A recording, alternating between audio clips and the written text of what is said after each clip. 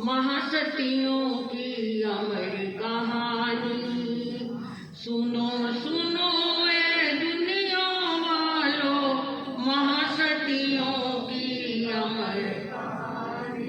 पुण्यवान जहाँ भी जाता है वहीं पहुँच जाती पुण्यवानी। सुनो सुनो ए दुनिया वालों, महासतियों की अमर कहानी। आते हैं ये पर्व हमें कुछ याद दिलाने, आते हैं ये पर्व हमें कुछ याद दिलाने, भूतकाल का एक नया संदेश सुनाने। अभी पूज्य उपाध्याय श्री जी महाराज साहब से आचार्य भगवान की मंगलमय आशीर्वाद गुरु कृपा से और हमारे पूज्य प्रवर्तक श्री जी महाराज के पावन सानिध्य में सुन रहे थे। हमारे पुरख भिक्खु फूलचंद जी महाराज के जीवन को एक व्यक्ति कहाँ से कहाँ पहुंच जाता है और एक व्यक्ति क्या से क्या कर सकता है। ये बहुत बड़ी बात आपको सुनने को हमारे उपाध्याय श्री जी से मिली। व्यक्ति नहीं व्यक्ति तो जगत में, व्यक्ति नहीं व्यक्ति तो जगत में पग पग पूजा पाता है। महापुरुषों का जीवन व्यक्ति नहीं व्यक्ति तो जगत में पग पग पूजा पाता है। महापुरुषों का ये जीवन हम सबको यही सिखाता है, हम सबको यही बताता है। आइए बहुत जल्दी में और बहुत प्यार से और बहुत धीरे से पूज्य साधुओं को वंदन नमन करते हुए अपनी छोटी सी अल्प बुद्धि और तुच्छ जबान से आपको बता पाऊंगी उन महान आत्माओं का, महासाधुओं का परिचय। मन भरता है साधना और तप और उस चारित्र की महानिष्ठा के प्रति समर्पित उन साथियों को स्मरण कर हम क्या थे, क्या हैं और क्या होंगे मुझे नहीं समझ आती ये बात, मगर मुझे ये पता है कि हमारी साथियों का जीवन कैसा उज्जवल और महान था। यहाँ आपके क्षेत्र त्रिनगर के अंदर इस समय में चार ग्रुप साथियों के विराजमान हैं। सुन रहे हो? इस समय त्रिनगर में प्रधान जी पूज्य गुरुदेव के पावन साधे में 4 ग्रुप विद्यमान हैं, जिनमें हमारे राजस्थानी साधु जी है, हमारे पूज्य तृतीय पटधर पूज्य श्री हमारे देवेंद्र मुनि जी महाराज साहब का एक ग्रुप। इनके अलावा हमारे 3 ग्रुप यहाँ आपके क्षेत्र में है। कल मैंने सुनाया था महासती, हमारे पूज्य महासती पन्ना देवी जी महाराज का ग्रुप लगभग 20-22 साध्वी उनकी यहाँ विराजमान है। महासाध्वी शशिकांता जी महाराज की 17 साध्वियाँ यहाँ विद्यमान है। और युवाचार्य जी महाराज हमारे इस समय वर्तमान युवाचार्य जी महाराज साहब की 2 साध्वियाँ भी हमारी 7 साध्वी राजस्थानियों के साथ विद्यमान है। इसके अलावा हमारे पूज्य महान साध्वी मथुरा देवी जी महाराज साहब, महासाध्वी मथुरा देवी जी महाराज साहब, अगर हमारी साध्वियाँ मथुरा देवी जी महाराज साहब की यहाँ विराजमान है तो लगभग उनकी भी 15-16 साध्वियाँ यहाँ, 12-13 साध्वियाँ, महासाध्वी सुषमा जी महाराज साहब, सोनम जी महाराज साहब, ये क्या है मंजिल जी महाराज साहब, ये सब हमारी मथुरा देवी जी महाराज साहब की। और उन्हीं के मथुरा देवी जी महाराज साहब के महाकृपा से उनके यहाँ 6 साधुओं की यानी 6 बालिकाओं की दीक्षा, इन वैराग्यवती बहनों की दीक्षा 6 की महासाध्वी मथुरा देवी जी महाराज साहब की आमना में हो रही है। तीसरा ग्रुप है हमारे पूज्य प्रवर्तनी पार्वती जी महाराज साहब की महाशिष्या भगवान देवी जी महाराज साहब, भगवान देवी जी महाराज साहब की महाशिष्या द्रौपदा जी महाराज साहब, द्रौपदा जी महाराज साहब की महान शिष्या धन देवी जी महाराज साहब, धन देवी जी महाराज साहब की महान शिष्या जगदीशमती जी महाराज साहब, मनोहरमती जी महाराज साहब, शीतलमती जी महाराज साहब, इनकी साध्वियाँ यहाँ 27 हैं। यो महासाध्वी कैलाशवती जी महाराज साहब की 25 साध्वियाँ यहाँ क्यों जी है, यहाँ विराजमान है कोई? कितनी साध्वियाँ हैं? 25 आदमी, मगर 25 नहीं, महासाध्वी धनदेवी जी महाराज साहब की यहाँ 27 आदमियां विद्यमान है। कैलाशवती जी महासाध्वी जी उप्रवर्ती जी महाराज साहब की 25 और 2 साध्वियां डालीमा जी महाराज साहब और उनकी शिष्या, ऐसे ये 2 साध्वियां भी हमारे धनदेवी जी महाराज साहब और मनोहरमती जी जगदीशवती जी महाराज साहब से संतोष कुमारी जी महाराज साहब की शिष्या, ऐसे कुल 27 साध्वियां उनकी हैं। तो समझ गए कितने ग्रुप हैं आपके यहाँ? 4। अब मैं केवल 3 ग्रुप की बात करूंगी यहाँ। एक ग्रुप मैंने कल आपको सुना दिया है, समझ गए, महासती पन्ना देवी ग्रुप। दूसरा ग्रुप आपके समझ आ रहा है आज हमारा, यानी कल मैंने आपको बताया था संवत 1630 से साध्वी हमारी खेता जी महाराज साहब के बाद बक्ता जी महाराज साहब के बाद सीता जी महाराज साहब के बाद खेमा जी महाराज साहब, और खेमा जी महाराज साहब की 3 शिष्याएं थी, सदा कुमार जी महाराज साहब, बेनती जी महाराज साहब। याद रखना कोई रखे, मगर नाम लेने से ही मन तन जीवन सब पवित्र होगा। सदा कुमार जी महाराज साहब, बेनती जी महाराज साहब और तीसरे थे सजना जी महाराज साहब। समझ गए? तीसरे थे, तीनों गुरु बहनें थी। बेनती जी महाराज साहब का परिवार महासाध्वी जमुना देवी जी, गंगा देवी जी और क्या है पन्ना देवी जी का चला, और सजना जी महाराज साहब का परिवार महासाध्वी मथुरा देवी जी महाराज साहब का परिवार चला। इसका मतलब ये हुआ आज से 9-10 पीढ़ी पहले हमारा परिवार महासाध्वी शांति जी महाराज साहब, भागवती जी महाराज साहब, हमारे मगन श्री जी महाराज साहब, सुंदरी जी महाराज साहब और महासाध्वी मथुरा देवी जी महाराज साहब, आज तक आते आते सुषमा जी महाराज साहब तक 9-10 पीढ़ी पहले हम एक ही गुरानी जी की क्या थे। समझ गए?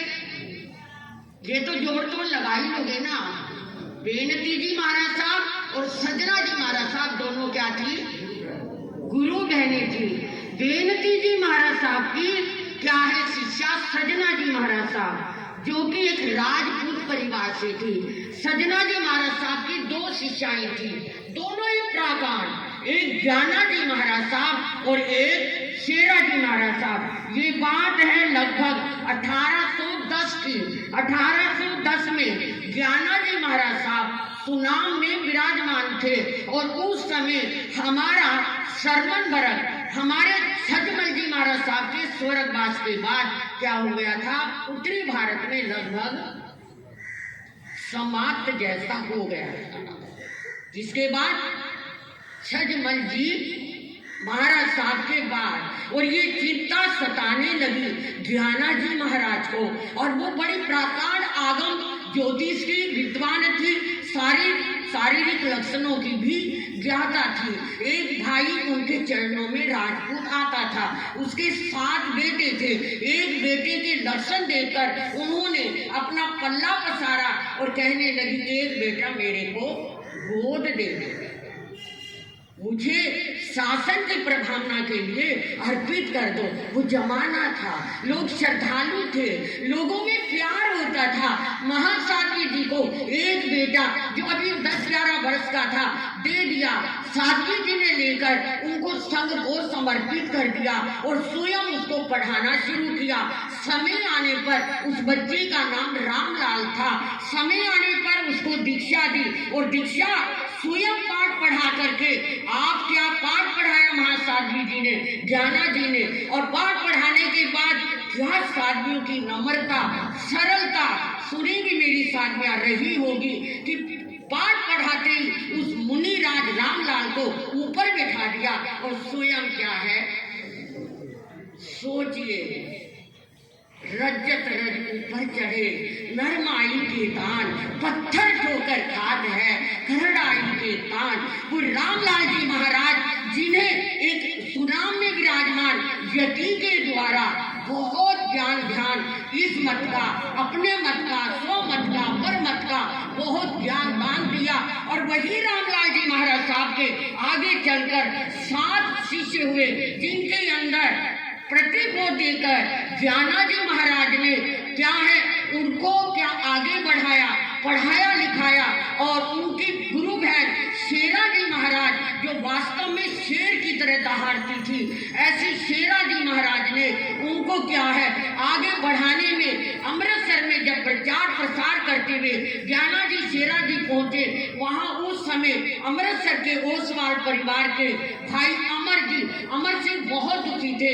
उनकी पत्नी ज्वाला की 3 बेटों की मृत्यु हो गई। शेरा जी ने उन्हें क्या दिया, वैराग्य दिया, इतना ज्ञान दिया, विरक्ति हो गई। और कुछ भाई अमर सिंह ने और क्या है उनके 2 और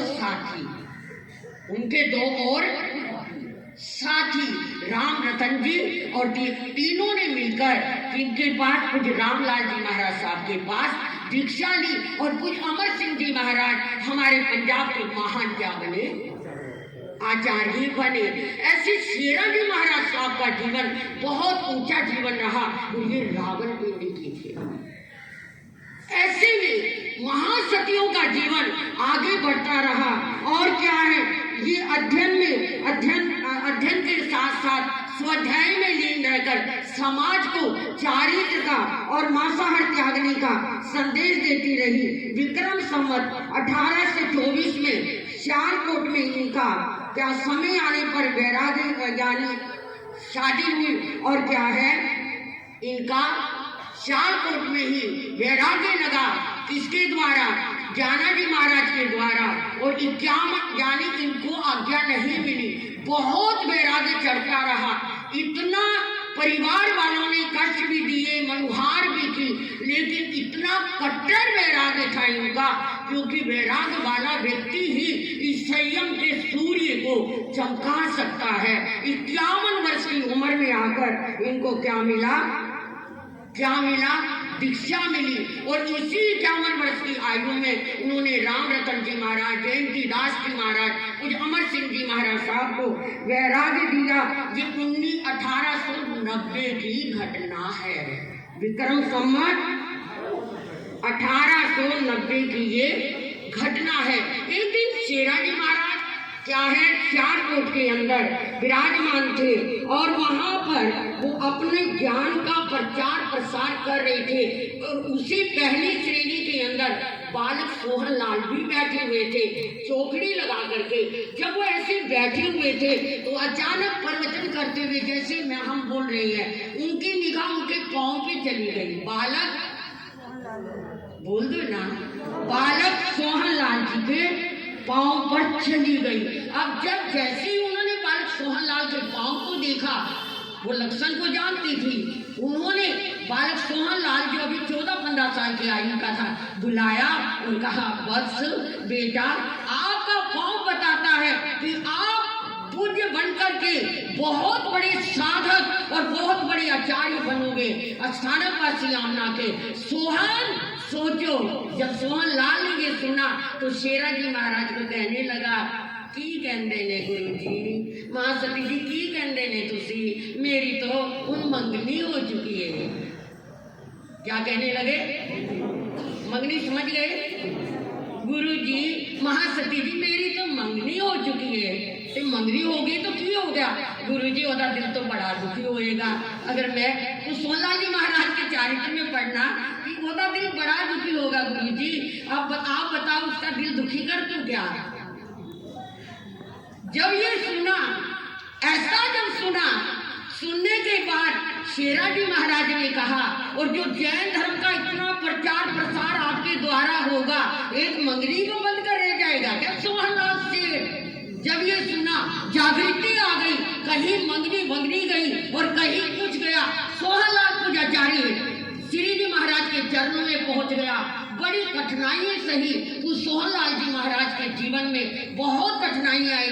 और यहाँ तक कि एक बार ये भी कह दिया था अंग्रेजों का डिप्टी कमिश्नर था उनका भाई, कि अगर किसी ने सोहन को दीक्षा दे दी तो उसके वरण कटवा दूंगा और अंग्रेजी सेना से उसको हथकड़ियां लेकिन श्रीनगर वासियों, कांधला उत्तर प्रदेश एक ऐसा नगर है जहाँ क्या है, घमंडी लाल जैसे श्रावक हुए और क्या है, कुछ सोनलाल जी ने दीक्षा ली और कुछ काशीराम जी महाराज की दीक्षा भी वही संपन्न हुई। तो आइए, बात घड़ी तो भाग रही है, मगर मैं तो अभी मगन श्री जी मथुरा देवी जी महाराज तक भी फिर सुना दूंगी।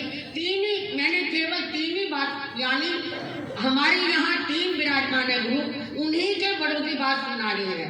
धन देवी जी महाराज साहब के, मथुरा देवी जी महाराज साहब की। तो मथुरा देवी जी महाराज का थोड़ा लंबा परिवार है। तो ज्ञाना जी महाराज, शेरा जी महाराज, शेरा जी महाराज की आगे ताबो जी महाराज, मूला जी महाराज साधवियां हुई, वो भी अच्छे कुलों की थी, उन्होंने भी प्रचार प्रसार किया।